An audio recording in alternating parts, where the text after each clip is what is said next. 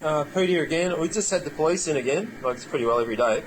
This is about the COVID Safe app. Now, I'm going to give you a breakdown of the actual COVID Safe register. This is the register, this is what I got.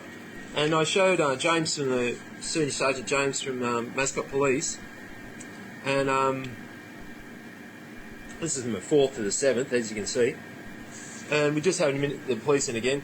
So what we're going to do, I'm just going to show you what this is. And this is a QR code. This is a QR code registration where you became New South Wales QR code to become mandatory. So this is going to show you what mandatory means versus law, right? Mandatory versus law. Okay, so once you register, once you're registered, you'll receive a unique QR code, and you scroll down, blah, blah, blah, blah. Register, fill in business details, here it is, and go over there, blah, blah, blah, blah, blah, blah. I declare, blah, blah, blah, and then you go to the privacy policy. So you tick on you click on the privacy policy, and it comes to this, right? And this is the privacy policy for the QR code check-in, right? It's the privacy policy for the QR code check-in. So when you go down, you go New South Wales Services, blah, blah, blah, blah. So this is, remember, this said mandatory, right? Okay, mandatory. So this is going to give you the distinction between mandatory and law, right? So you click down here. To perform this service, we will also collect personal information and business of a business representative. That includes full name, business role, email, blah, blah, blah. Even though, now this is where it gets interesting, even though you are not required by law to provide the above information, if you do not provide the relevant information requested, you may not be able to complete your registration and receive the associated benefits, right? So, like I said, this is a contract, it's not actually a law or anything you have to really do.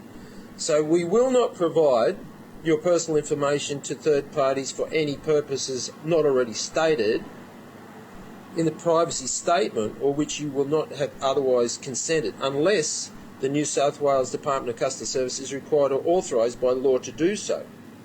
And then it says, we may share de-identified information for research and statistical purposes. De-identified, what the hell does that mean? Information in aggregate data may be provided to third parties outside of New South Wales Department of Customer Service. So they're going to share the information once you sign the privacy policy. Now James, Senior Sergeant James, he came in, he didn't know about this, he'd never seen it before. Now remember, if you sign this, right, which is not a law, it's a mandate, right? Mandated, right? It's not law. You're not required by law to provide the above information. You are mandated, which is a rule, and then it says you're not required by law to provide the above information. Guess what that does?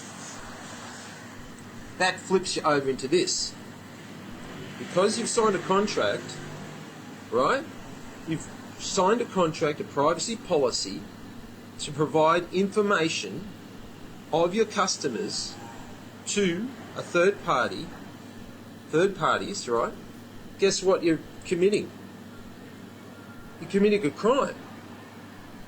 Because you can actually be in prison for 5 years for doing it.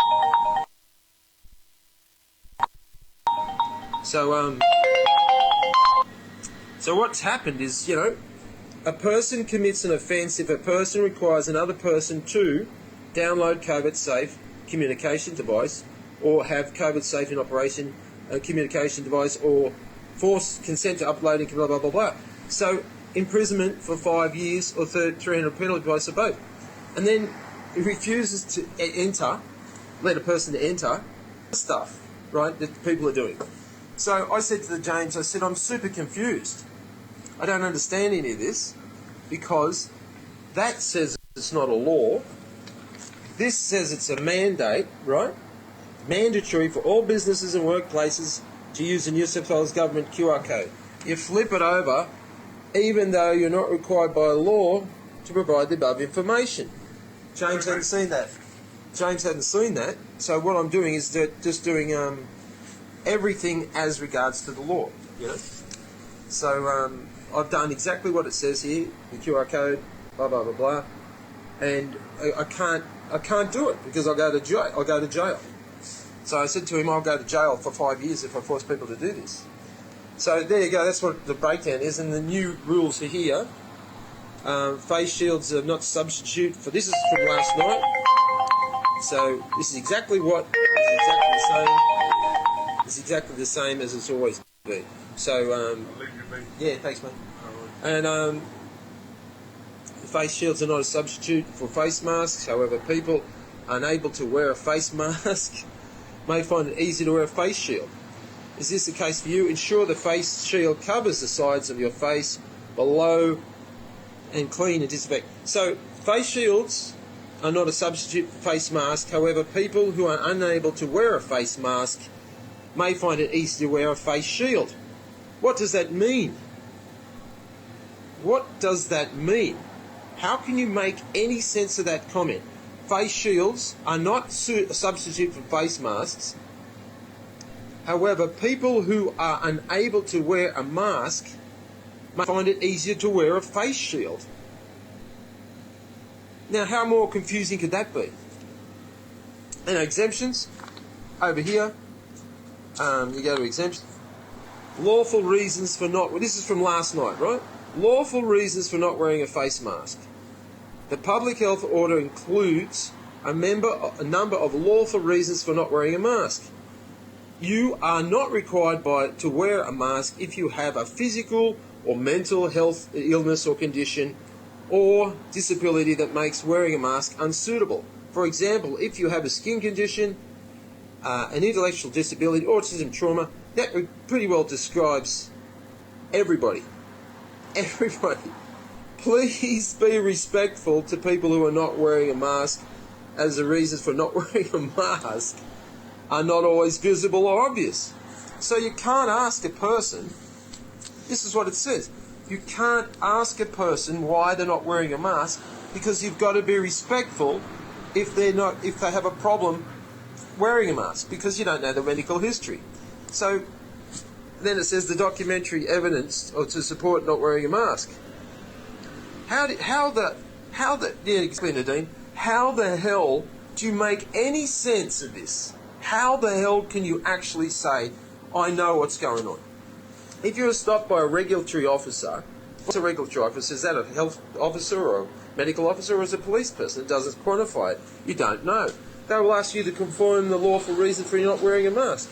Then it says this, please be respectful for people who are not wearing a mask, as the reasons for not wearing a mask are not always visible or obvious.